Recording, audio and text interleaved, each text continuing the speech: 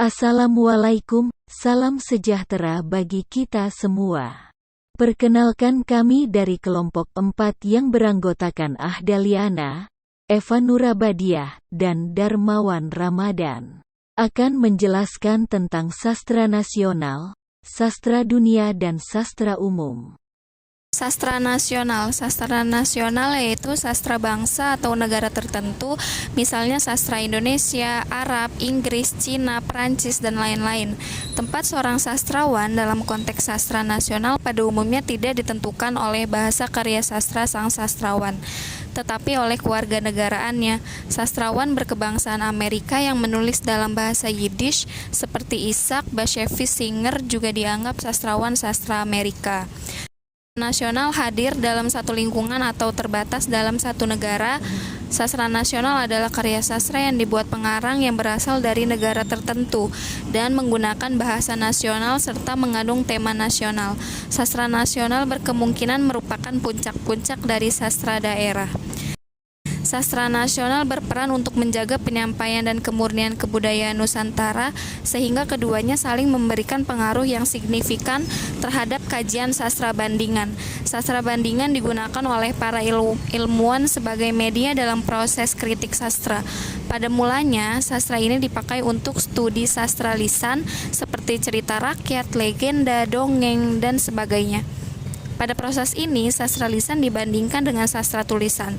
Ada yang berpendapat bahwa sastra lisan hanya mengandung nilai-nilai budaya, adat istiadat tanpa unsur estetika.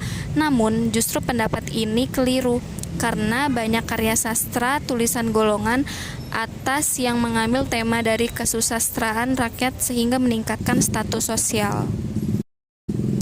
Contoh dari sastra nasional adalah novel-novel modern Indonesia saat ini yang terkenal dan menjadi bestseller karena ini ceritanya yang menghibur dan ada banyak unsur-unsur nasionalnya seperti novel Terelie, Andrea Hirata, Doni Dirgantara yaitu novel 5 cm, Ahmad Fuadi dengan novelnya Negeri 5 Menara, dan lain sebagainya.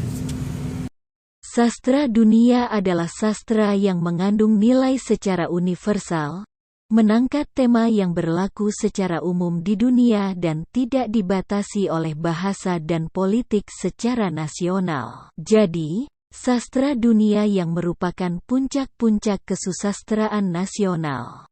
Sastra yang reputasi pada sastrawannya dan karya-karyanya diakui secara internasional. Sebuah karya sastra dapat dianggap sebagai karya sastra besar dan diakui secara internasional manakala karya sastra itu ditulis dengan bahasa yang baik dan dengan matlamat untuk menaikkan harkat dan derajat manusia sebagai makhluk yang paling mulia. Pemikiran mengenai sastra dunia sangat mempengaruhi konsep sastra bandingan, khususnya pada tahap-tahap awal. Istilah sastra dunia awalnya dipakai oleh Johann Wolfgang von Goethe, tahun 1749 sampai tahun 1832, seorang sastrawan dan pemikir Jerman. Dia sangat menguasai karya-karya besar sastra dalam bahasa aslinya, khususnya bahasa Inggris, Perancis, dan Itali. Perhatiannya kepada dunia timur juga sangat besar, antara lain pada dunia Islam dan Cina.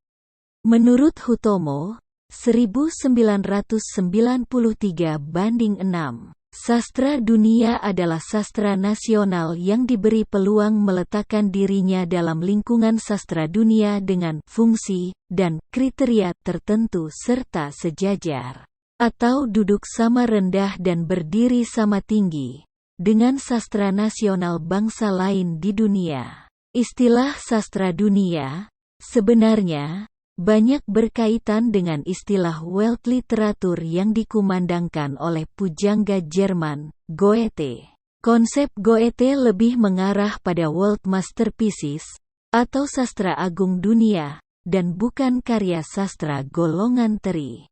Dari sastra India, misalnya, kita dapat merujuk pada epos Mahabharata dan Ramayana. Menurut Dharma, 2004, Sastra dunia merupakan sastra yang reputasi para sastrawannya dan karya-karyanya diakui secara internasional.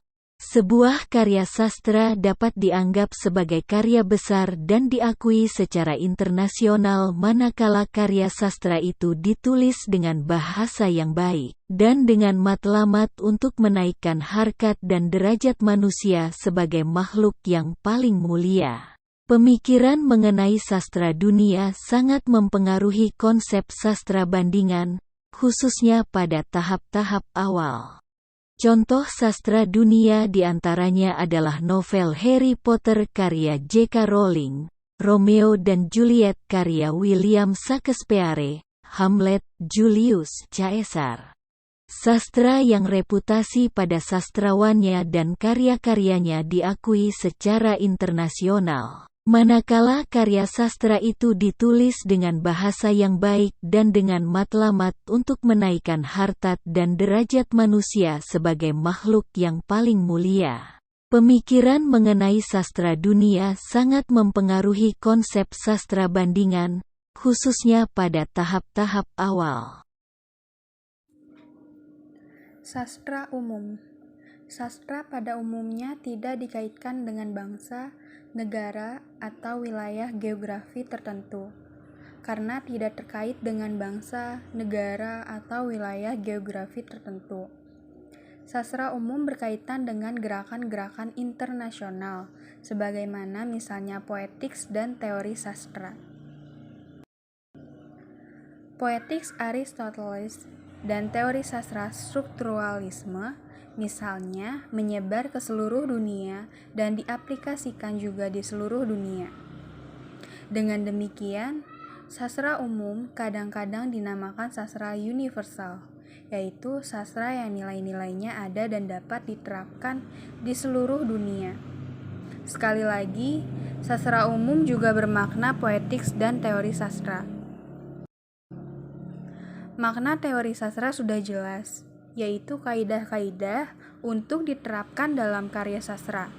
Sedangkan poetiks atau politika adalah ilmu mengenai keberhasilan sastrawan dalam menciptakan karya sastra.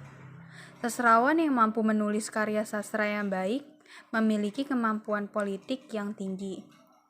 Sedangkan yang tidak mampu menulis karya sastra yang baik, kemampuan politiknya rendah. Keberhasilan pembaca dalam menghayati karya sastra. Pembaca yang mampu menghayati karya sastra dengan baik adalah pembaca yang kemampuan politiknya tinggi. Sebaliknya, yang tidak mampu menghayati karya sastra yang baik adalah karya sastra yang kemampuan politiknya rendah. Terima kasih.